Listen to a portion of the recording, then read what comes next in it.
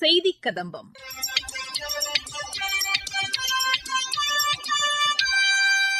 இன்றைய செய்தி கதம்பத்தில் பிரதமரின் மக்கள் மருந்தக தினம் இன்று கொண்டாடப்படுவது குறித்து எமது வேலூர் மாவட்ட செய்தியாளர் வழங்கும் செய்தி தொகுப்பு, சேலம் மாவட்டத்தில் 600க்கும் மேற்பட்ட பெண்கள் ஒன்றிணைந்து நடத்தி வரும் கால்நடை உற்பத்தியாளர் நிறுவனம் குறித்து எமது செய்தியாளர் வழங்கும் செய்தி தொகுப்பு மற்றும் மத்திய அரசின் சமூக வலைதள பதிவுகள் உள்ளிட்டவை இடம்பெறுகின்றன.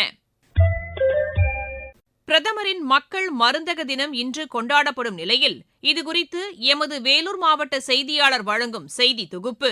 பிரதம மந்திரி ஜன் ஔஷதி எனப்படும் மக்கள் மருந்தகங்களில் மருந்து தயாரிக்கும் விலையிலேயே மருந்துகள் விற்க மத்திய அரசு மக்கள் மருந்தகங்களை துவக்கி செயல்படுத்தி வருகிறது. ஏழை எளிய மக்களின் மருத்துவ செலவை குறைக்கும் வகையில் தரமான ஜெனரிக் மருந்துகளை மலிவு விலையில் வழங்க நடவடிக்கை எடுக்கப்பட்டு இந்த திட்டம் செயல்படுத்தப்பட்டு வருகிறது. இந்த மருந்தகங்களில் பொதுவாக பயன்படுத்தப்படும் ஜெனரிக் மருந்துகள் சந்தை விலையை விட 30% முதல் 90% வரை குறைந்த விலையில் வழங்கப்பட்டு வருகிறது. தற்பொழுது இந்த திட்டத்தில் 2000க்கும் மேற்பட்ட மருந்துகள் மற்றும் 300க்கும் மேற்பட்ட மருத்துவ உபகரணங்கள் விற்பனை செய்யப்பட்டு வருகிறது. வேலூர் மாவட்டத்தில் 100க்கும் மேற்பட்ட பகுதிகளில் மக்கள் மருந்தகங்கள் செயல்படுத்தப்பட்டு வருகின்றது. இந்த மருந்தகங்களில் மூட்டு மாற்று அறுவை சிகிச்சை மருந்துகள், எலும்பு மஜ்ஜை மற்றும் மாற்று அறுவை சிகிச்சைக்கான மருந்துகள் உள்ளிட்ட பல்வேறு நோய்களுக்கு மக்கள் மருந்தகங்களில் மருந்துகள் விற்கப்பட்டு வருகிறது. மக்களுக்கு குறைந்த விலையில் தரமான மருந்துகள் கிடைக்க செய்வதற்காக ஒவ்வொரு ஆண்டும் மார்ச் 7ஆம் தேதி பிரதம மந்திரி மக்கள் மருந்தக தினம் கொண்டாடப்பட்டு வருகிறது. பிரதம மந்திரி மக்கள் மருந்தகங்களில் மருந்துகளை வாங்கி பயன்படுத்தி வரும் பொதுமக்கள் கூறும்போது, இளங்கோவன் என் பேரு. பிரைம் மினிஸ்டரோட மக்கள் மருந்தகம் எங்க பொதுமக்களுக்கு ரொம்ப யூஸ்ஃபுல்லா இருக்கு. மாசம் 3000 ரூபாய்க்கு மேல எங்களுக்கு சேவ் ஆகுது. இதுக்கு முன்னாடி எல்லாம் 6000 5000 இந்த அளவுக்கு எங்களுக்கு மெடிசன் எவரி மந்த் செலவாகும். பப்ளிக் எல்லாருக்குமே ரொம்ப யூஸ்ஃபுல்லான மெடிக்கல் ஷாப். வெளியில வாங்கினாக்கா எக்கச்சக்கமா இருக்கு. அதாவது 4 மடங்கு ஆகுது. பட் மாசத்துக்கு ஒரு 3000 சேவ் ஆகிறதால யூஸ்ஃபுல்லா இருக்கு. என்னுடைய பெயர் மோகன் ரெட்டி. எங்களுக்கு 60லிருந்து 70% குறைவான விலையில் கிடைக்கிறது. இதற்காக பிரதமர் மோடி அவர்களுக்கு நன்றி சொல்ல கடமைப்பட்டிருக்கிறேன். மேலும் இது போன்ற மருந்தகங்கள் இன்னும் தமிழகத்தில் பட்டி தொட்டிகள் எல்லாம் வந்தால் மருத்துவம் எல்லோரையும் போய் சென்றடையும். என்னுடைய பேர் அரங்கண்ணல். 10 வருஷமா இங்க மெடிசன் சாப்பிட்டு இருக்க. தனியார் ஹாஸ்பிட்டலை விட இந்த மெடிசன் ரொம்ப ரேட்டு கம்மியா இருக்கு. ஆனா எல்லா மெடிசன் கிடைக்குது. அதே மாதிரி என் தம்பி நியூரோ ப்ராப்ளம், அவனுக்கும் இங்கதான் வாங்கி சாப்பிட்டு இருக்க. அவனுக்கு தனியார் ஹாஸ்பிட்டலை விட இங்க ரேட்டு கம்மியா இருக்கு. எல்லா மெடிசன் கிடைக்குது. சார் வந்த உடனே ஒரு 1/2 hour எல்லா மெடிசன் கொடுத்துறாரு எனக்கு. சேலம் மாவட்டத்தில் 600க்கும் மேற்பட்ட பெண்கள் ஒன்றிணைந்து கால்நடை உற்பத்தியாளர் நிறுவனத்தை நடத்தி வருவது குறித்து எமது செய்தியாளர் வழங்கும் செய்தி தொகுப்பு. நிமிர்ந்த நன்னடை, நேர்கொண்ட பார்வை, நிலத்தில் யாருக்கும் அஞ்சாத நெறி, திமிர்ந்த ஞானச் செருக்கு என இவையாவும் புதுமை பெண்களின் அடையாளமாக சொல்கிறார் பாட்டுக்குறுப்புலவன் பாரதி. பாரதி சொன்ன அத்துணை அடையாளங்களுடன் வெற்றிகரமான தொழில் முனைவோர் என்கிற அந்தஸ்தினையும் சேலம் மாவட்டம் பனமரத்துப்பட்டி பகுதியைச் சேர்ந்த பெண்கள் பெற்று சாதனை படைத்துள்ளனர். இப்பகுதியைச் சேர்ந்த 650க்கும் மேற்பட்ட பெண்கள் ஒன்றிணைந்து மேக்னம் ஆதிரா கால்நடை உற்பத்தியாளர் நிறுவனத்தை தொடங்கி வெற்றிகரமாக நடத்தி வருகின்றனர்.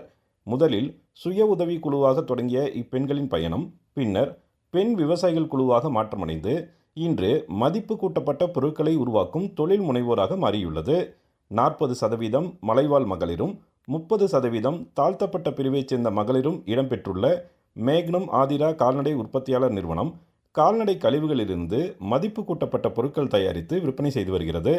பனமரத்துப்பட்டி, தும்பல்பட்டி, மசக்காளிப்பட்டி, திப்பம்பட்டி என சுற்றுவட்டார கிராமங்களைச் சேர்ந்த மகளிர் குடிசை தொழில் போல சுற்றுச்சூழலுக்கு உதவும் தேநீர் குவளைகள் தயாரிப்பது, சாம்பிராணி, மூலிகை சோப், தேங்காய் எண்ணெய் உற்பத்தி என பல்வேறு பொருட்களை தயாரித்து வருவதாக கூறுகிறார் தும்பல்பட்டியைச் சேர்ந்த பிரியா. எங்களுக்கு ஒரு வாழ்வாதாரம் கிடைச்சிருக்கு.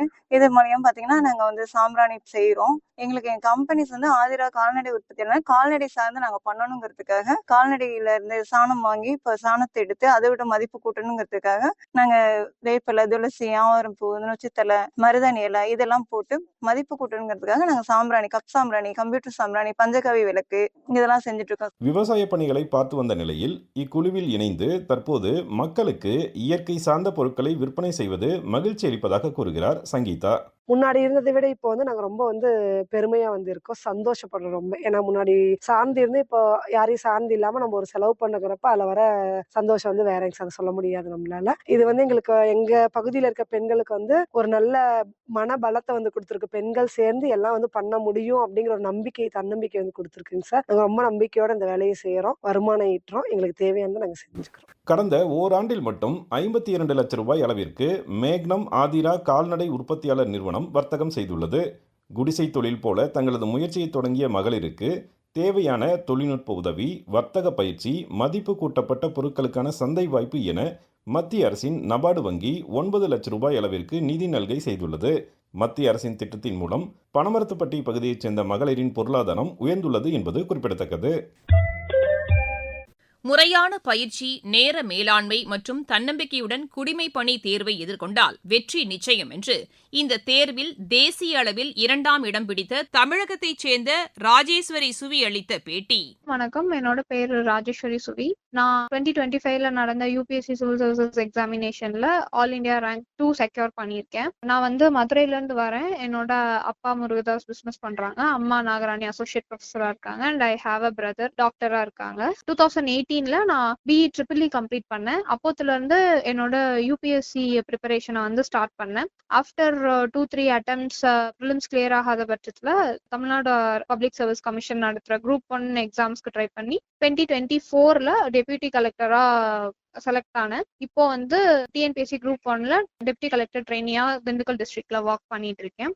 அண்ட் மறுபடியும் ஒரு 2-3 இயர்ஸ் பிரேக்குக்கு அப்புறமா 2024ல நான் முதல்வன் அப்படின்ற திட்டத்தின் மூலமா மறுபடியும் வந்துட்டு நான் என்னோட யூபிஎஸ்சி ஜேர்னியை கண்டினியூ பண்ணேன். அங்க அவங்க கொடுத்த அந்த ப்ரிலிம்ஸ் மெயின்ஸ் இன்டர்வியூ 3த்துக்குமான கைடன்ஸ் வந்து என்னோட யூபிஎஸ்சி கனவை நோக்கி ஓடுறதுக்கு எனக்கு ரொம்ப சுலபமாகவும் எதுவாகவும் இருந்துச்சு. அங்க இருக்கிற டீம், அவங்களோட ஃபேக்கல்டி சப்போர்ட், அங்க all India civil services coaching சென்டர்ல நான் வந்து ஃபுட் அண்ட் அகாமடேஷன்லயும் இருந்திருக்கேன். ஸோ கம்ப்ளீட்டா வந்து ஒரு ஹோலிஸ்டிக் என்னோட ப்ரிப்பரேஷன் அண்ட் ஜேர்னிக்கு வந்து all India civil services coaching சென்டரும் ரொம்ப ஒரு மேஜர் ரோல் பிளே பண்ணிருக்கு.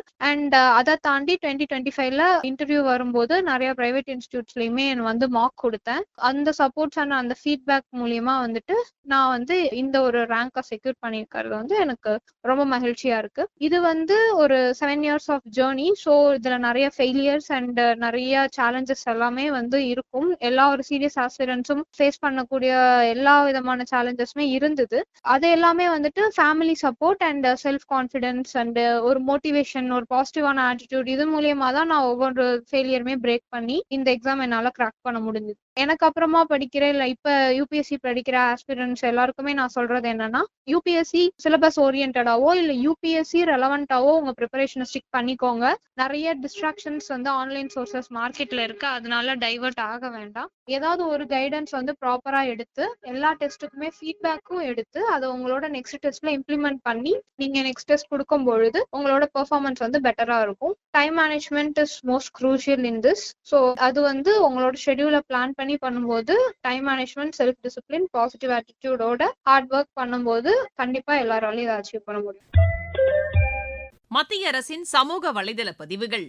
நாட்டு மக்களுக்கு குறைந்த விலையில் தரமான மருந்துகள் கிடைப்பதை பிரதமரின் மக்கள் மருந்தகங்கள் உறுதி செய்துள்ளதாக ஆயுஷ் துறை இணையமைச்சர் திரு பிரதாப் ராவ் ஜாதவ் வெளியிட்டுள்ள சமூக வலைதள பதிவில் குறிப்பிட்டுள்ளார்.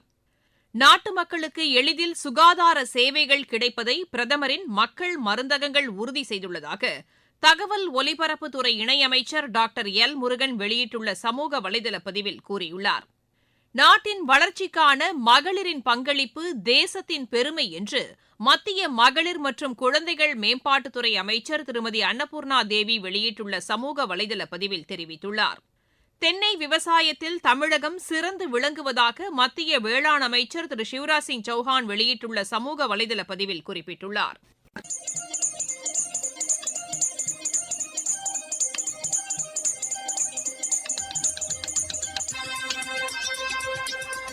இத்துடன் இன்றைய செய்திக் கதம்பம் நிறைவு பெறுகிறது.